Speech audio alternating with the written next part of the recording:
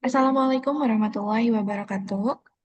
Yang terhormat Bapak Dr. Asep Mulyana, Dr. Andes MSI, pengampu mata kuliah Pancasila. Selamat pagi kepada teman-teman semua yang sudah hadir di Zoom pada pertemuan kali ini. Sebelum itu, saya dari kelompok 7 akan memaparkan materi tentang Pancasila sebagai sistem etika.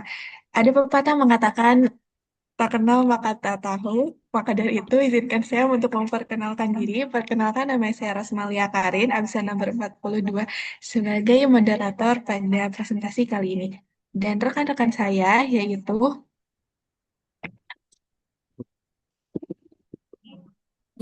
Halo, perkenalkan nama saya Agis Bekti Koswara dari nomor absen 3 sebagai pemateri. Kenalkan nama saya Dinda Gista Nabila dari absen 10 sebagai pemateri.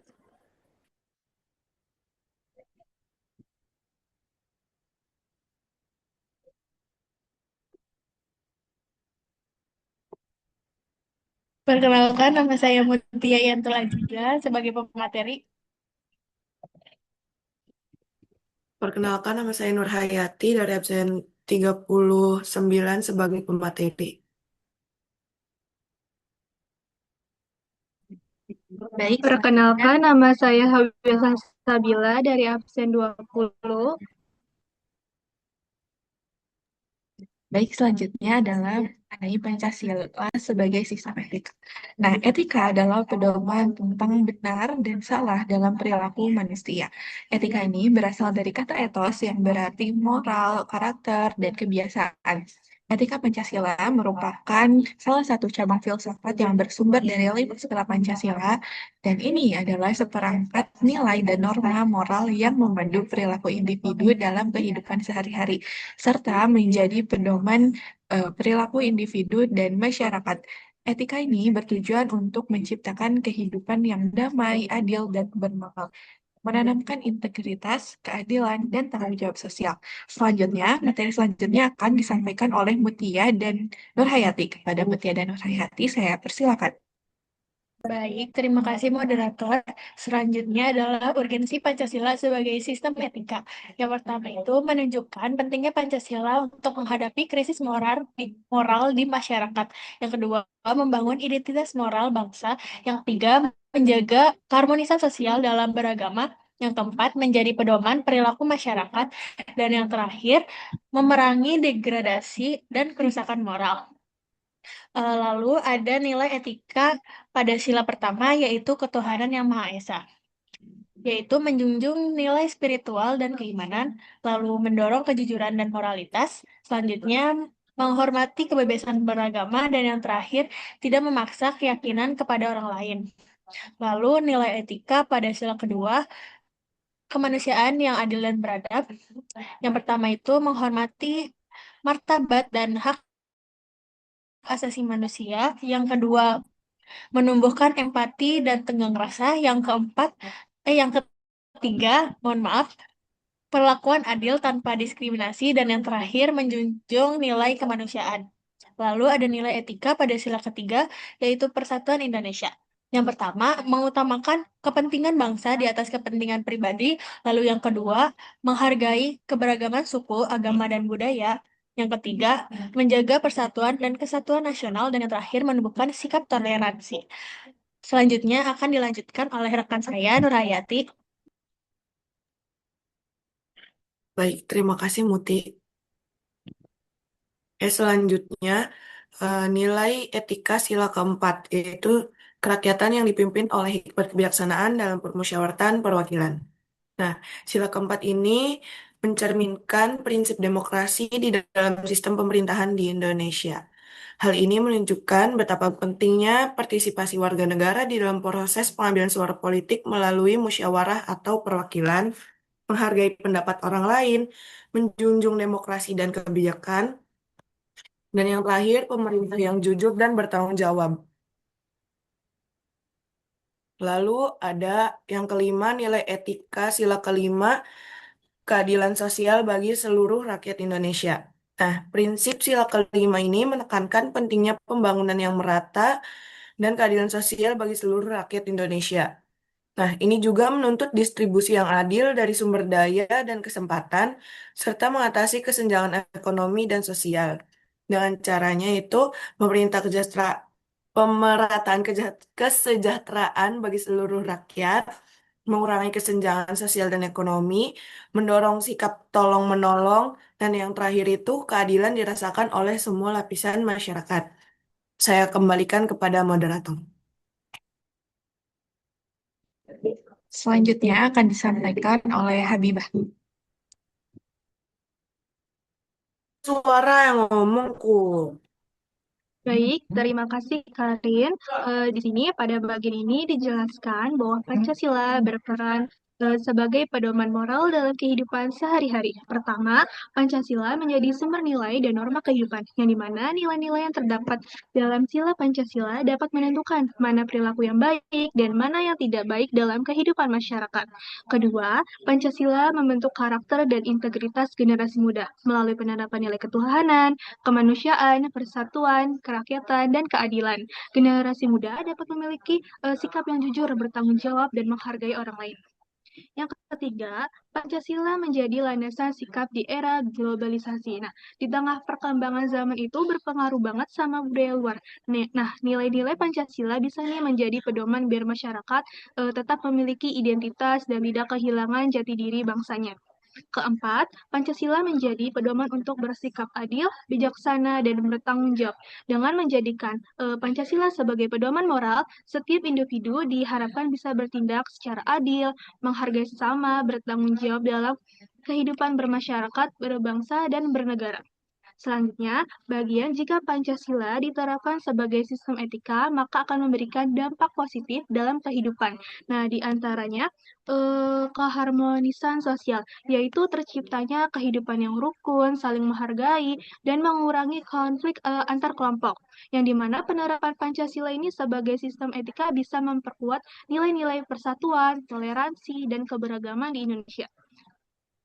Selanjutnya ada peningkatan kualitas sumber daya manusia. Nah, lewat pendidikan moral yang didasarkan pada nilai-nilai Pancasila bisa membantu membangun karakter dan integritas moral generasi muda di Indonesia.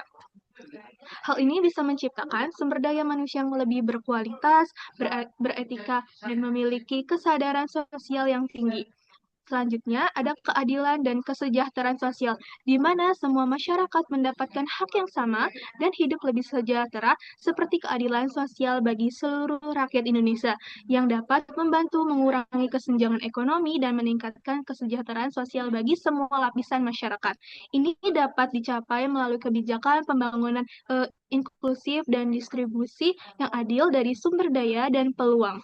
Selanjutnya, ada pertumbuhan ekonomi berkelanjutan, yaitu pembangunan ekonomi yang merata yang dapat dirasakan oleh seluruh masyarakat dengan memprioritaskan pembangunan yang berkelanjutan dan memberdayakan seluruh lapisan masyarakat. Dengan ini, Indonesia dapat mencapai pertumbuhan ekonomi yang lebih stabil dan berkelanjutan. Selanjutnya, saya kembalikan ke moderator.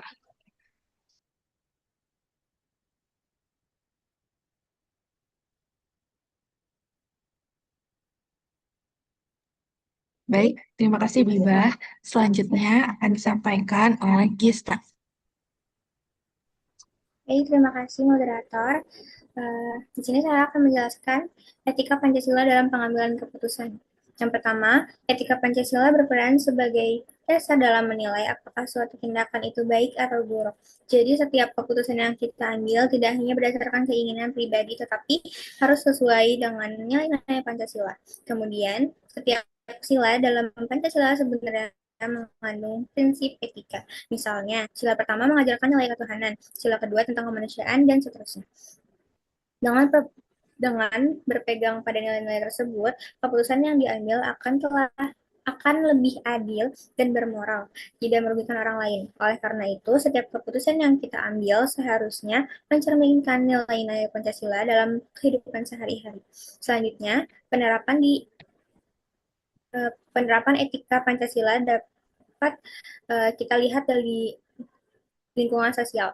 Contohnya adalah sikap toleransi dan saling menghormati antar sesama. baik dalam perbedaan agama, budaya, maupun pendapat. Selain itu, etika juga penting dalam berkomunikasi. Setiap berbicara dengan sopan dan menghargai orang lain.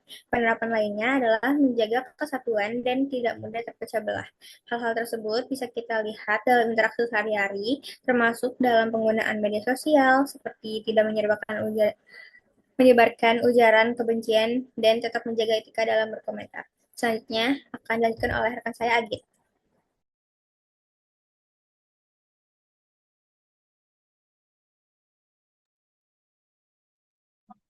Baik, terima kasih Dinda. Moderator, izinkan saya untuk melanjutkan materi Dinda. Nah, untuk yang ketiga yaitu ada penerapan di lingkungan profesional. Nah, dalam dunia kerja atau profesi, nilai Pancasila ini membantu untuk membentuk keputusan kerja yang adil dan juga bertanggung jawab, menjunjung integritas dan juga etika profesi, menghormati hak dan martabat sesama pekerja, dan yang terakhir yaitu untuk mengutamakan kepentingan bersama. Nah, hal ini sangat penting terutama di era globalisasi dan digitalisasi yang membawa tantangan baru seperti etika privasi, integritas, dan juga keseimbangan kepentingan. Nah, yang terakhir yaitu yang keempat adalah penerapan di lingkungan pemerintah. Penerapan etika Pancasila dalam pemerintahan sangat penting untuk menciptakan atau mewujudkan good governance, transparansi dan akuntabilitas, kepemimpinan berintegritas, dan juga kebijakan yang berpihak pada kesejahteraan rakyat. Nah, keputusan yang diambil pejabat publik harus mencerminkan nilai-nilai Pancasila agar legitimasi dan juga kepercayaan serta kesejahteraan masyarakat itu terjaga. Selanjutnya saya kembalikan ke moderator.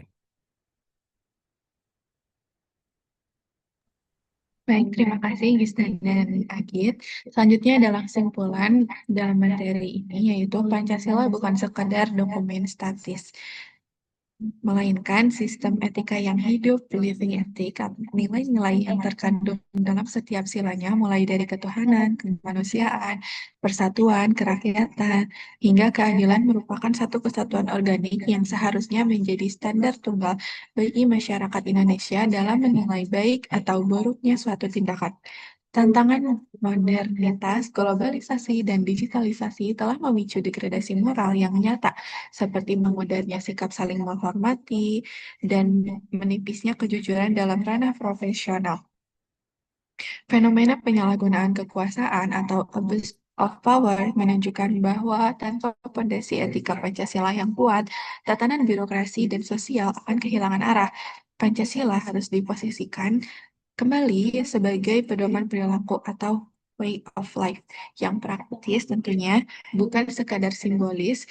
Kesadaran akan Pancasila sebagai sistem etika sangat krusial untuk membentengi jati diri bangsa dari pengaruh budaya luar yang tidak sesuai, sekaligus menjadi instrumen untuk menciptakan tata kelola pemerintah dan kehidupan sosial yang bersih, transparan, dan berkeadilan. Baik, selanjutnya adalah memasuki sesi diskusi dan tanya jawab. Bagi teman-teman yang ingin bertanya, silakan untuk mengaktifkan raise hand-nya, menyebutkan nama dan absennya. Silakan Lydia. Baik, terima kasih banyak moderator. Izin bertanya, tadi itu kan dijelaskan sama Habibah mengenai dampak penerapan etika sosial.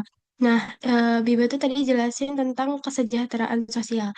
Pertanyaan itu kan kita dalam kehidupan sehari-hari ini masih sering melihat kesenjangan antara masyarakat kota dan desa yang cukup jauh.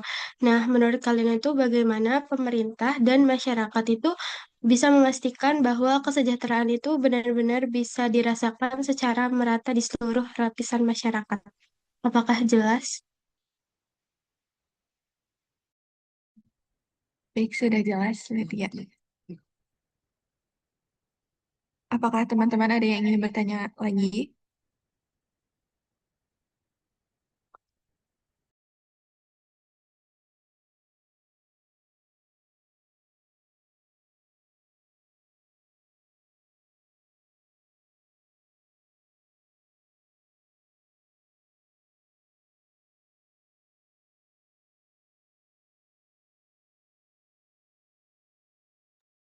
Baik, jika tidak ada yang ingin bertanya lagi, izinkan kami untuk berdiskusi terlebih dahulu.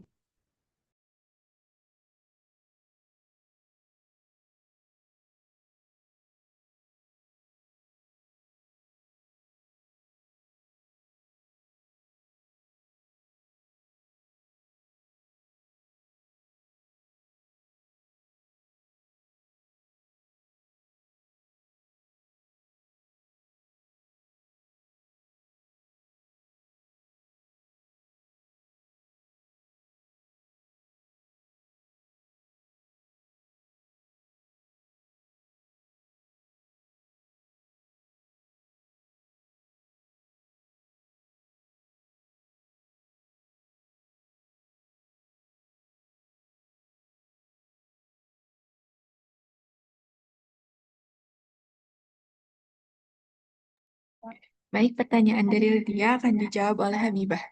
Silakan Habibah. Baik, di sini saya mau menjawab pertanyaan dari Lydia, yang dimana itu dalam kehidupan sehari-hari kita itu masih melihat kesenjangan antara masyarakat kota dan desa yang cukup jauh. Nah, bagaimana sih pemerintah dan masyarakat bisa memastikan bahwa kesejahteraan benar-benar dirasakan secara merata oleh seluruh lapisan masyarakat? Nah, memang benar sampai sekarang itu masih ada ya yang namanya kesenjangan antara masyarakat di kota dan desa. Untuk memastikan kesejahteraan itu bisa dirasakan secara merata, perlu ada yang namanya kerjasama antara pemerintah dan masyarakat. Nah, dari sisi pemerintah, yang paling penting itu adalah membuat kebijakan yang adil dan merata. Misalnya dengan pemerintah membangun seperti infrastruktur, pendidikan, fasilitas kesehatan, sampai ke daerah terpencil. Terus selain itu, pemerintah juga memastikan bantuan sosial dan program ekonominya itu benar-benar tepat sasaran. Nah, sementara dari sisi masyarakatnya, kita tuh juga punya peran seperti meningkatkan kepedulian sosial dengan ikut mendukung program pemerintahnya serta memanfaatkan peluang yang ada. Misalnya dalam pendidikan. Selain itu, pengawasan juga penting supaya tidak ada gitu penyalahgunaan bantuan atau eh, oknum-oknum gitu ya yang dalam melaksanaannya. Jadi, kesejahteraan itu bisa tercapai jika ada kerjasama yang baik antara pemerintah dan masyarakat, serta didasari sama nilai-nilai keadilan sosial seperti yang ada dalam Pancasila. Seperti itu, Lydia. Apakah sudah terjawab? Sudah, terima kasih banyak Habibah. Sama-sama, Lydia. Baik, sesi presentasi dari kelompok 7 sudah selesai. Terima kasih kepada teman-teman yang sudah meluangkan waktunya dan sudah menyimak pada saat presentasi pada sesi kali ini. Cukup sekian yang dapat kami sampaikan. Terima kasih. Wassalamualaikum warahmatullahi wabarakatuh. Waalaikumsalam warahmatullahi wabarakatuh. Ini nggak ada yang lagi tanya lagi? Halo?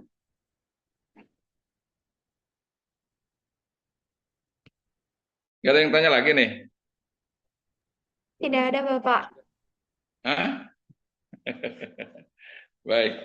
Masih ada yang perlu ditanyakan? Ketidakjelasan misalnya dari filsafat Pancasila sebagai sistem etika?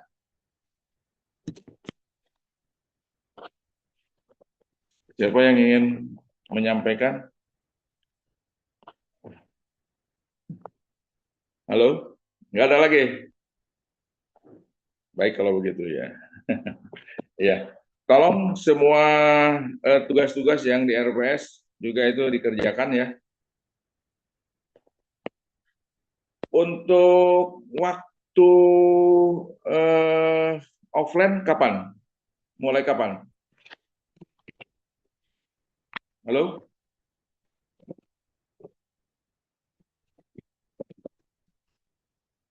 Izin menjawab Halo? Bapak, minggu depan.